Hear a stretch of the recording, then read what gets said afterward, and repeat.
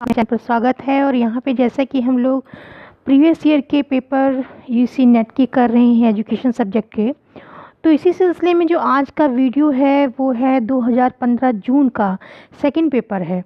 तो वो हम लोग पेपर देखते हैं कि उसमें कौन कौन से क्वेश्चन हैं। तो जो आपका पहला क्वेश्चन देखिए क्या कह रहा है। पहला क्वेश्चन है कि निम्नलिखित में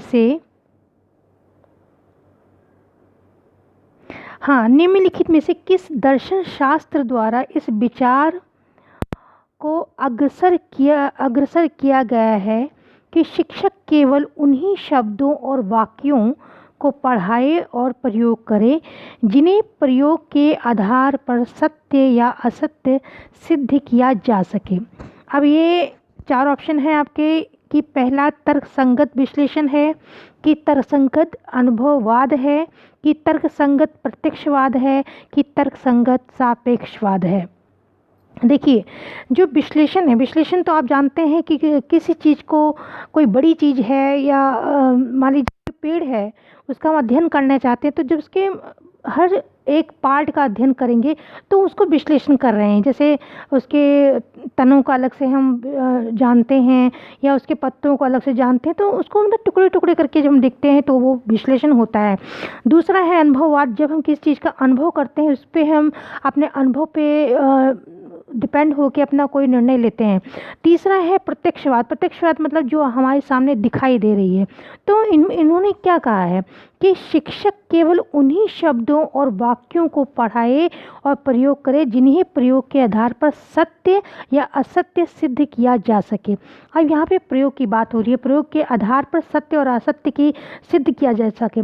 तो देखिए जो प्रत्यक्ष तर्क संगत प्रत्यक्षवाद है उसमें ये बात कही कि जो भी ज्ञान, जो भी प्रयोग, जो भी चीज़ हम अपने इंद्रियों द्वारा अनुभव करते हैं उसको हम सत्य और असत्य की कसौटी पर उसको शामिल करते हैं, तो वो जो होता है उसको हम प्रत्यक्षवाद कहते हैं। तो यहाँ पे भी इन्होंने यही बात कही हुई है कि शिक्षक केवल उन्हीं शब्दों और वाक्यों को पढ़ाए प्रयोग करे जिन्हें प्रयोग के आधार पर सत्य और असत्य सिद्ध किया जा सके। तो यह आपका जो तर्क संगत प्रत्यक्षवाद को बिल्कुल ये चीज़ लागू होती है, तो तीसरा आपका बिल्कुल सही होगा।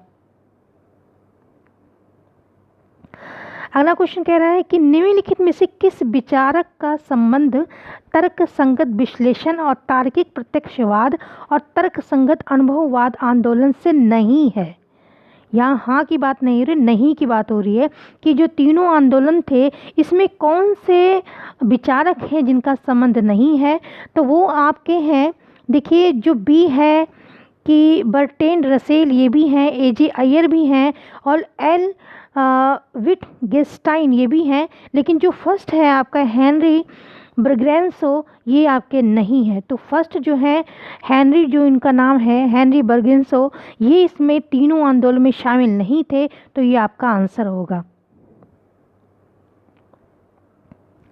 अगला क्वेश्चन है कि कक्षा प्रशासन की जो मॉनिटर प्रणाली है किस शिक्षा द्वारा शुरू हुई, क्रियान्वित हुई। तो देखिए पहला है बौद्ध शिक्षा, वेदांती शिक्षा, इस्लामी शिक्षा और वैदिक शिक्षा। देखिए ऐसा तो नहीं है कि जो पुराना या प्राचीन हम शिक्षा प्रणाली को देखते हैं तो वहाँ पे भी ऐसा होता था कि जब शिक्षक है वो पढ़ा रहा है या गुरु पढ़ा रहा है, कभी कभी ऐसा होता है कि गुरु नहीं आया या गुरु कहीं चला गया, तो वो एक बच्चे को, जो कि बच्चा उस प्रशासन को संभाल सके, उस बच्चे को मॉनिटर बना के उसके देख रेख के लिए वो उसको सौंप जाता था। तो ये जो प्रणाली है, ये मॉनिटरिंग प्रणाली है, ये हमारे प्राचीन काल की शिक्षा से संबंधित है। यानी कि वैदिक शिक्षा द्वारा हम कहेंगे कि मॉनिटर प्रणाली जो है शुरू हुई। तो ये आपका 4 बिल्कुल ठीक होगा। अगला क्वेश्चन है 4 आपका कि छात्रों में भगोड़ेपन की समस्या के समाधान के लिए शिक्षा अपनी दार्शनिक समझ का उपयोग करती है। ठीक है, ये एक शिक्षा है। शिक्षा में जब बच्चे जो हैं उनके भगोड़ेपन की समस्या है उसके समाधान के लिए शिक्षक अपने दार्शनिक जो उसकी समझ है, जो अंडरस्टैंडिंग है उसकी उपयोग करता है। तो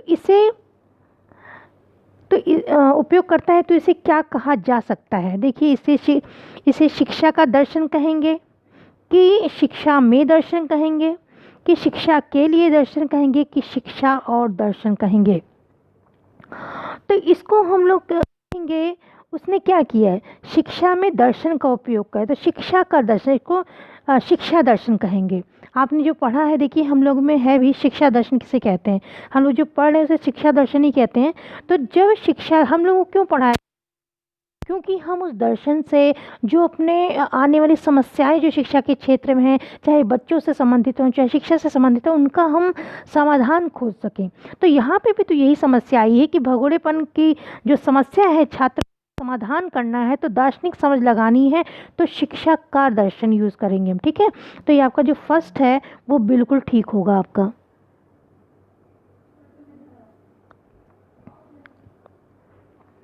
अगला क्वेश्चन है आपका,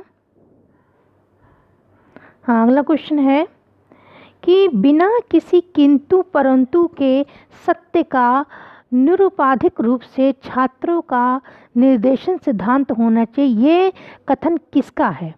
तो ये कथन जो है वो कांट का है। ये शब्द उन्होंने कांट ने कहे थे कि बिना किसी किंतु परंतु के सत्य जो है उसको वो अपने आप ही निरुपाधिक रूप से छात्रों का निर्देशक सिद्धांत होना चाहिए। उसमें कोई ये तर्क नहीं है, वो सत्य जो है अपने आप में ही बिल्कुल प्रत्यक्ष रूप से दिख रहा है, तो वहाँ किंतु परंतु के लिए कोई जगह नहीं होती। तो ये बात कांट ने कही थी, जो आपका फर्स्ट बिल्कुल ठीक है।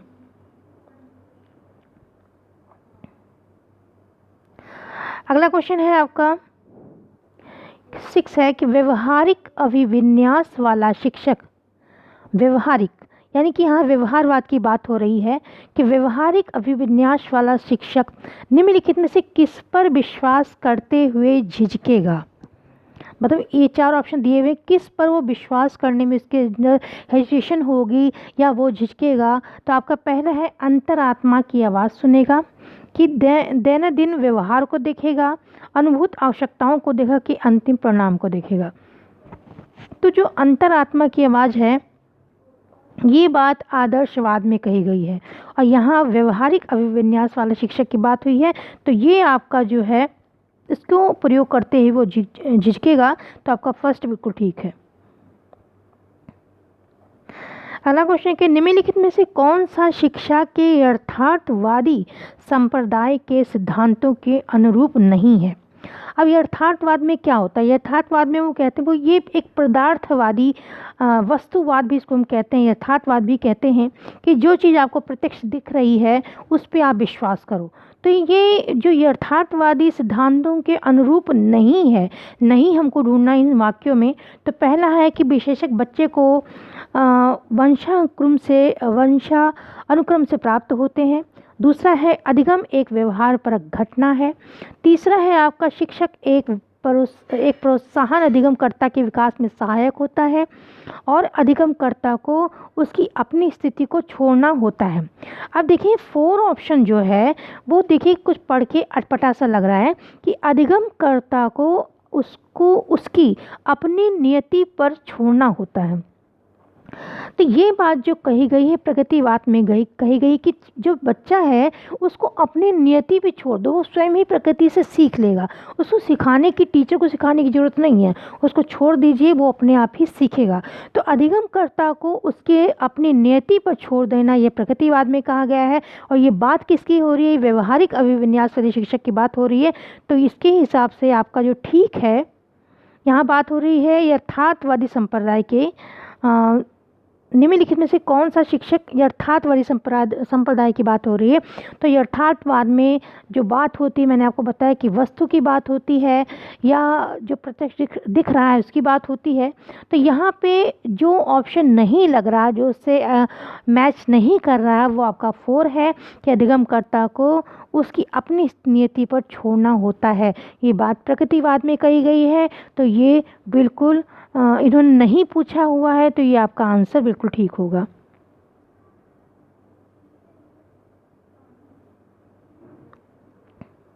अगला क्वेश्चन है कि अस्तित्ववादी विचारकों की निम्न सूची में ईश्वर की धारणा को किसके द्वारा स्वीकार किया गया। देखिए जो अस्तित्ववादी दर्शन है वो एक निराशावादी दर्शन है, और इसमें जो व्यक्ति है अपने अस्तित्व के लिए ही एक तरह से संघर्ष करता है, क्योंकि उस समय ये जो बच्चों चैप्टर है अस्तित्ववाद का, मैंने अपने चैनल पे बहुत अच्छी तरह विशेष रूप से आपको पढ़ाया हुआ है। अगर उसको आप पढ़ेंगे, जाकर उसको देखेंगे, तो आपको सारे डाउट क्लियर हो जाएंगे। तो यहाँ पे इन्होंने पूछा है कि ईश्वर की धारणा, अस्तित्ववादी विचारकों की निम्न सूची में ईश्वर की धारणा किसके द्वारा स्वीकार किया गया। अस्तित्ववाद में जो बहुत से विचारक हैं वो ईश्वर को नहीं मानते हैं।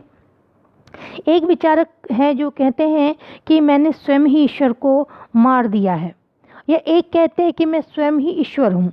तो यहाँ पे इन्होंने कहा है कि किसने स्वीकार किया है ईश्वर को, तो वो आपके हैं कीर्कगार्ड, यानी कि फर्स्ट आपका बिल्कुल ठीक है।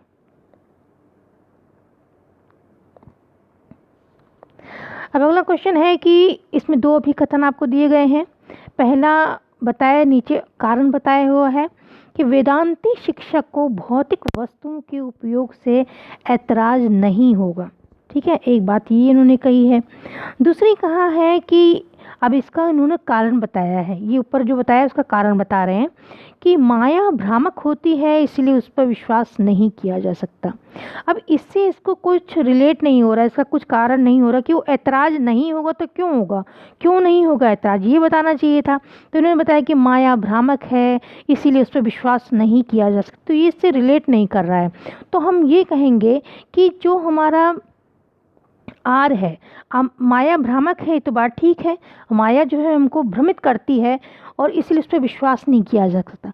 तो हम कहेंगे कि आर सत्य है, लेकिन वह ए का कारण नहीं है, जो एक बताया गया है उसका कारण नहीं है। तो इसके हिसाब से हमारा जो ठीक होगा वो 4 है कि ए आर सत्य है लेकिन वो ए का कारण नहीं हो सकता, ये आपका ठीक है। अगला क्वेश्चन देखते हैं। अगला क्वेश्चन है कि दो सूचियाँ आपको दी गई हैं, इसमें आपको मैच करना है। पहला, जैसे इसमें इधर दिए गए हैं गांधी जी हैं, टैगोर हैं, अरविंदो हैं और विवेकानंद हैं। तो इन्होंने क्या बात कही है, क्या चीज़ दी है दर्शन में। देखिए, जो गांधी जी हैं, गांधी जी बात करते हैं प्राथमिक शिक्षा की। आपने इनकी बुनियादी शिक्षा को पढ़ा है, बेसिक शिक्षा को, जो वर्धा में सम्मेलन हुआ था उसको भी आपने पढ़ा है। तो गांधी जी का हम जो करेंगे वो प्राथमिक शिक्षा से मैच कर देंगे। टैगोर जो है वो प्रकृतिवादी शिक्षा को काफ़ी मानते हैं। अगर पश्चिम में कहेंगे तो रूसो को अगर कहा जाएगा, तो इधर अगर अपनी तरफ देखेंगे तो हम लोग टैगोर को कह सकते हैं कि टैगोर जो प्रगतिवादी शिक्षा को उन्होंने ज़्यादा जोर दिया है। और अरविंदो ने अनिवार्य शिक्षा की बात कही है, अनिवार्य शिक्षा की बात कही है। विवेकानंद ने मानव निर्मात्री शिक्षा की बात कही है। तो इसके हिसाब से अगर हम लोग देखेंगे तो आपका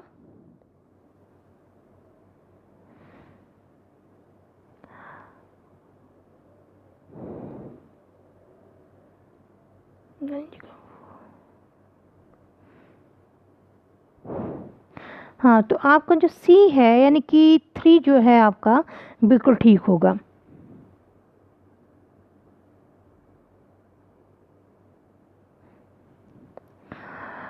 अगला क्वेश्चन है कि आधुनिक समाजशास्त्री और अपेक्षाकृत अधिक संबंधित हैं। आधुनिक जो समाज के शास्त्री हैं, समाज शास्त्र की बात हो रही है, अपेक्षाकृत अधिक संबंधित है, किससे संबंधित है। नंबर 1 है मनुष्य और संस्थाओं के सामाजिक विकास का अध्ययन करने में, सामाजिक और आर्थिक स्थितियों पर विज्ञान और औद्योगिक क्रांति के प्रभाव का अध्ययन करने में, कि इसके सदस्यों के सामाजिक जीवन का अध्ययन करने में, कि समकालीन समाजों और वर्तमान समस्याओं का अध्ययन करने में। तो देखिए, इसमें जो होगा कि समाजशास्त्री जो हैं आपके, वो है आपके मनुष्य और संस्थाओं और के सामाजिक विकास का जो अध्ययन है इन्होंने बताया है। और दूसरा बताया सामाजिक और आर्थिक स्थितियों पर विज्ञान और औद्योगिक क्रांति की बात हो रही है। तो जो समाजशास्त्र है वो क्या करता है, वो करता है कि जो समकालीन समाज है, इस समय का जो वर्तमान में समाज चल रहा है और वर्तमान जो समस्याएं हैं उससे उन दोनों का अध्ययन करता है। समाजशास्त्री इसको कहते हैं जो समाज का अध्ययन करता है, समाज में उस समय चलने वाली समस्याओं का अध्ययन करता है। तो इसके हिसाब से हमारा 4 बिल्कुल ठीक है। अगला क्वेश्चन कि निम्नलिखित में से भारत के संविधान में किस अनुच्छेद में धर्म, जाति, नस्ल, लिंग और जन्म स्थान के भेदभाव निषेध का संबंध है, मतलब कि ये चीज़ नहीं होनी चाहिए, किस अनुच्छेद में ये बात कही गई है? तो ये आपकी जो बात कही गई है ये है आपका अनुच्छेद 14 लिखा है, अनुच्छेद 15 लिखा है, और तो ये जो बात कही गई है ये अनुच्छेद 15 में कही गई है। अनुच्छेद 15 में आपका कहा गया है कि धर्म, जाति, नस्ल और लिंग के जन्म स्थान में भेदभाव निषेध है। तो ये आपका जो ठीक होगा बी आपका बिल्कुल ठीक है।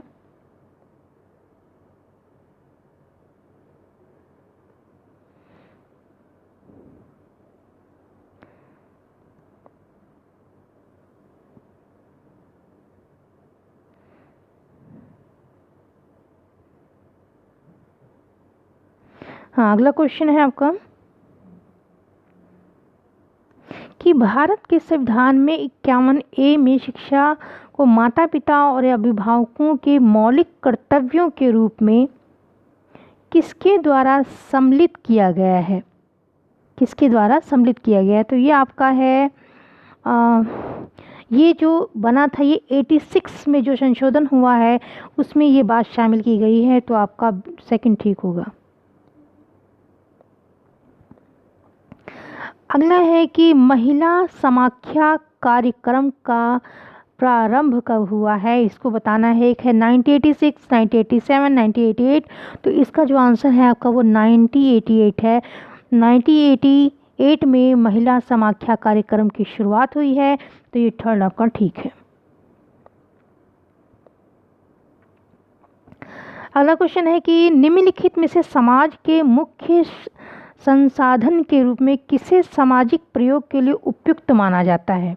देखिए यहाँ पे बता रहे हैं सामाजिक प्रयोग हो रहा है, और मुख्य समाज का संसाधन कौन? संसाधन देखिए ये भी सारे हैं, जैसे परिवार है, विद्यालय है, जन संचार माध्यम, लेकिन सबसे ज़्यादा जो हम सामाजिक परिवर्तन करने के लिए, सामाजिक प्रयोग करने के लिए किस चीज़ को यूज़ करते हैं? तो वो हम यूज़ करते हैं विद्यालय को। क्यों? क्योंकि देखिए कोई भी विद्यालय में जो बच्चे पढ़ रहे हैं वो आने वाली पीढ़ी है, भविष्य है वो हमारा।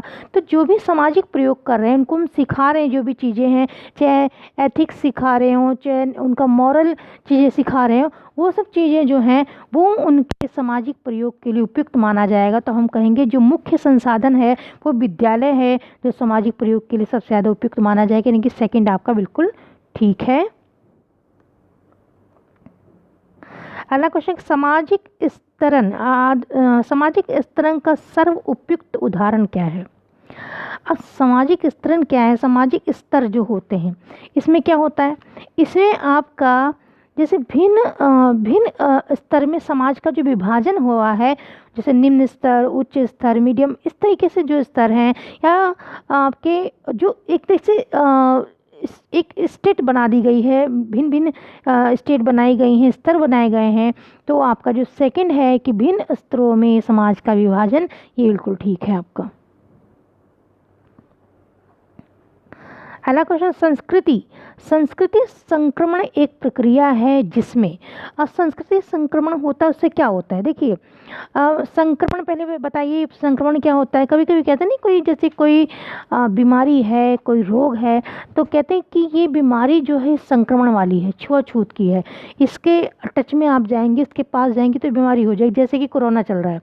लेकिन अब यहाँ पे संस्कृति संक्रमण की बात हो रही है, तो संस्कृति संक्रमण क्या है? जैसे हम किसी संस्कृति के प्रभाव में आते हैं, जैसे हम इंडिया में रहते हैं, तो यहाँ पे जब अंग्रेज़ आए तो उनकी जो संस्कृति, बहुत सी चीज़ें हम लोगों में इनबिल्ट हो गई, हम लोग उसमें अपनी संस्कृति में उनकी जो संस्कृति थी उसको भी शामिल कर लिया, उनके विचारों को, ये उनकी बहुत सी चीज़ों को हमने अपने में शामिल कर लिया। तो ये क्या है? ये संस्कृति संक्रमण है।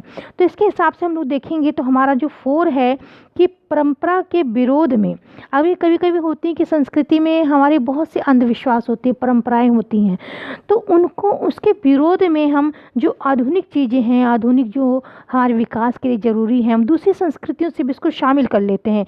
तो ये 4 जो है परंपरा के विरोध में आधुनिकतम रुझानों का संस्कृति में अनुकरण करना, ये 4 आपका बिल्कुल ठीक है।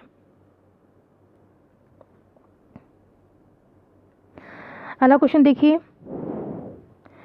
निम्नलिखित का मिलान, इसमें भी मिलान आपको करना है कि ये जो प्रोग्राम्स हैं, एक्ट हैं, ये जो बने हैं और कब बने हैं वो हमको देखना है। तो देखिए आपका जो इसमें होगा, फर्स्ट का आपका जो नेशनल कमीशन वीमेन एक्ट जो बना था वो आपका बना था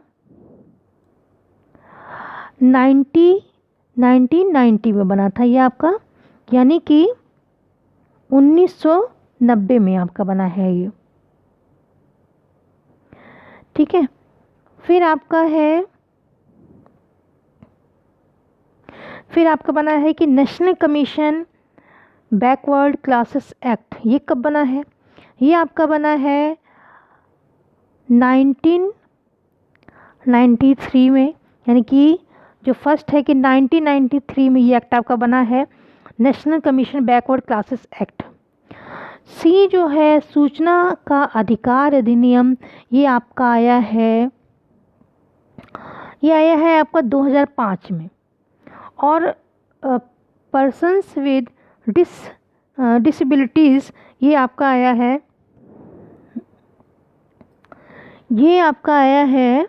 1995 में। तो इसके हिसाब से अगर हम लोग देखेंगे तो जो आपका ठीक है वो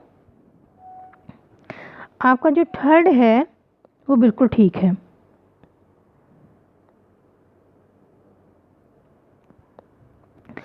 नाइनटीन क्वेश्चन है कि भारत में सामाजिक परिवर्तन में निम्नलिखित में से अवरोधक समझा जाता है, ठीक है। भारत के सामाजिक परिवर्तन की बात हो रही है, समाज में जो परिवर्तन होते हैं उसमें कौन सी चीज़ अवरोधक है? देखिए पहला है उद्योगीकरण, इससे तो विकास ही होगा, परिवर्तन होगा, इसलिए तो अवरोधक हो नहीं सकता। विकास और तकनीक ये भी नहीं हो सकती, राजनीति भी नहीं हो सकती, तो क्या चीज़ हो सकती है? क्षेत्रीयता, जो कि हम क्षेत्रीयता के स्वभाव से, क्षेत्रीयता के भाव से हम संकुचित होते जा रहे हैं और सामाजिक परिवर्तन नहीं हो रहे हैं हम अपना, तो ये जो भाव है एक तरीके से संकुचन का भाव है, क्षेत्रीयता का भाव, तो ये जो है सामाजिक परिवर्तन में अवरोधक का काम करता है, तो ये आपका बिल्कुल ठीक होगा। चलिए अगला क्वेश्चन है कि कस्तूरबा गांधी बालिका विद्यालय की स्थापना की जाएगी, किस लिए होती है, कहाँ कैसे होता है? पहला है शैक्षिक रूप से पिछड़े प्रखंडों में, जहां राष्ट्रीय औसत से कम ग्रामीण स्त्रियां साक्षरता है, कि जहां जेंडर अंतराल राष्ट्रीय औसत से ऊपर है, या केवल दूरस्थ ग्रामीण क्षेत्रों में। तो जो कस्तूरबा गांधी बालिका, जैसे कि नाम से पता चल रहा है कस्तूरबा गांधी बालिका विद्यालय की स्थापना, तो ये है कि जहां राष्ट्रीय औसत से कम ग्रामीण स्त्री साक्षरता है वहां पे ये है, तो ये आपका सेकंड ठीक है।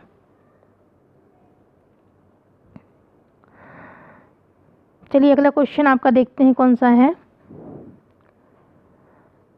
अगला क्वेश्चन है 21, एक विषय के रूप में शिक्षा मनोविज्ञान से तात्पर्य क्या है? मनोविज्ञान की जानकारी का शिक्षा में समन्वय करना, शैक्षिक ज्ञान के विषय शिक्षा विषय ज्ञान का मनोविज्ञान में अनुप्रयोग करना, कि शिक्षा संबंधी ज्ञान का मानवीय व्यवहार में उपयोग करना। देखिए जो शिक्षा हम बच्चों को देते हैं, आखिर इसमें मनोविज्ञान का प्रयोग हम करते ही क्यों हैं? वो हम इसलिए करते हैं कि जो बच्चा है, जो बच्चे का एज के हिसाब से जैसे डेवलप हो रहा है, उसके जो मन की स्थितियाँ चेंज हो रही हैं, जो उसका व्यवहार है, मानवीय व्यवहार को हम अच्छी तरह से समझ सकें, उस हिसाब से शिक्षा दे सकें, तो इसलिए हम इसको मनोविज्ञान को शिक्षा में प्रयोग करते हैं। तो जो 4 ऑप्शन है कि शिक्षा संबंधी ज्ञान का मानवीय व्यवहार में जो अनुप्रयोग है, ये बिल्कुल आंसर आपका ठीक है। 22 है कि पियाजे की दृष्टि में वय वर्ग में 7 से 12 वर्ष की को विकास की अवस्था कहा जाता है। कौन सी अवस्था कहा जाता है? संवेदी प्रेरक की पूर्व संक्रियात्मक की मूर्त संक्रियात्मक की रूप संक्रियात्मक क्या कहा जाएगा? देखिए 0 से जो 2 तक होता है वो आपका संवेदी प्रेरक है, 2 से जो 4 है वो पूर्व है, ठीक है।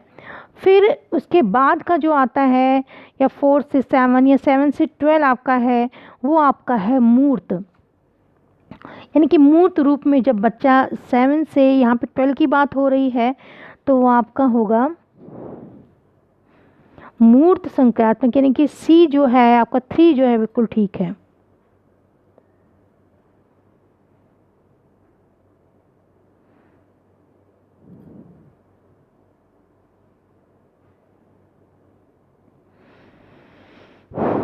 चलिए अगला देखते हैं हम लोग। अगला क्वेश्चन है कि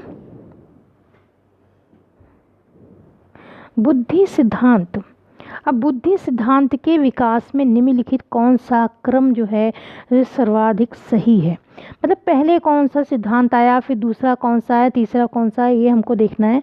तो जो पहला आया है इसमें पहला देखिए, इसमें है एक तो स्पीयरमैन का दिव्य कारक सिद्धांत है, बर्ट का समूह कारक सिद्धांत है, गोलमैन की भावात्मक प्रज्ञा का सिद्धांत है, गिलफोर्ड की बुद्धि सिद्धांत है। तो जो पहले आया है, पहला हमारा जो आया है वो है स्पीयरमैन का दिव्य कारक सिद्धांत, ठीक है। दूसरा आया है बर्ट समूह का कारक सिद्धांत, और तीसरा आया है आपका गिलफोर्ड, और चौथा है गोलमैन की भावात्मक प्रज्ञा का सिद्धांत। तो इसके हिसाब से हम लोग देखेंगे तो आपका है जो सेकंड है वो बिल्कुल ठीक है आपका। 24 है कि थॉर्नडाइक के अधिगम में प्रभाव के नियम में निम्नलिखित में से निम्नांकित में से किस प्रतिमान को प्रत्याशित करता है? अब यहाँ पे देखिए पावलोवियन का अनुबंध है, सामीप्य अनुबंधन है, अंतर्दृष्टि युक्त अधिगम है, क्रिया प्रसूत अनुबंध है। तो पहले तो हम देखेंगे थॉर्नडाइक का जो प्रभाव का नियम क्या कहता है।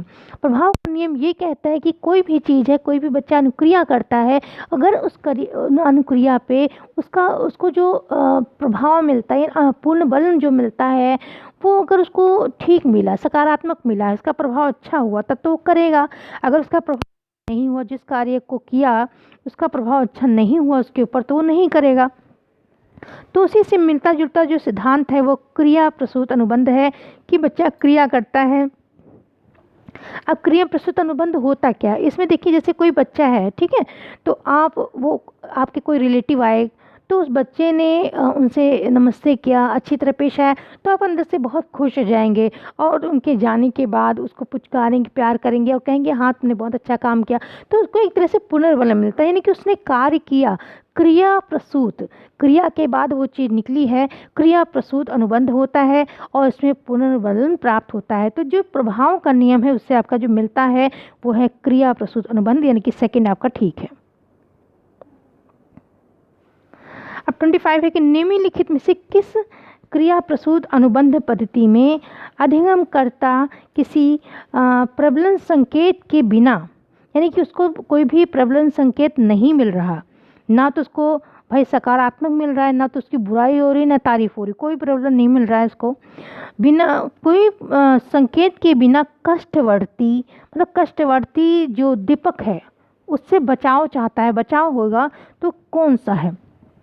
तो देखिए इसको हम लोग जो ये आपके हैं सक्रिय बचाव प्रशिक्षण, विभेदिक दंड प्रशिक्षण, ये सारे पुनर्बलन के रूप हैं आपके कि कौन कौन सा प्रशिक्षण होता है, दंड प्रशिक्षण कि पलायन प्रशिक्षण। तो इसमें जो आपका होगा वो होगा पलायन प्रशिक्षण। क्यों, वो भी देख लीजिए आप लोग कि जब प्रबलन संकेत को प्रबलन संकेत की अनुपस्थिति में किसी निश्चित अनुक्रिया के उत्पन्न होने का अपवर्ती उद्दीपक या दंडात्मक स्थिति में मुक्ति मिल जाए। यहाँ पे बताया गया है सॉरी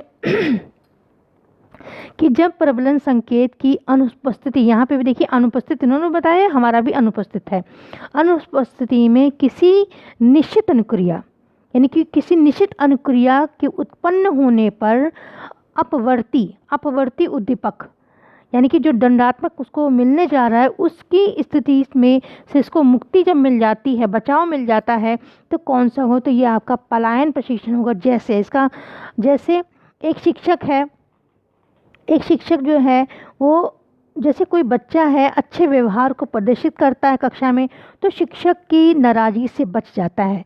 परिवार में बच्चे द्वारा अपना काम स्वयं कर लेने से माँ के गुस्से का जो शिकार उसे होना पड़ता है उससे बच जाता है। तो ये जो है ये पलायन प्रशिक्षण है, यानी कि 4 आपका बिल्कुल ठीक है। तो माय डियर स्टूडेंट, यहाँ आपके 25 क्वेश्चन पूरे हो गए हैं। और अगर कोई डाउट है तो आप प्लीज़ उसको ज़रूर बताएं, उसको समझाया जाएगा। So thanks for watching.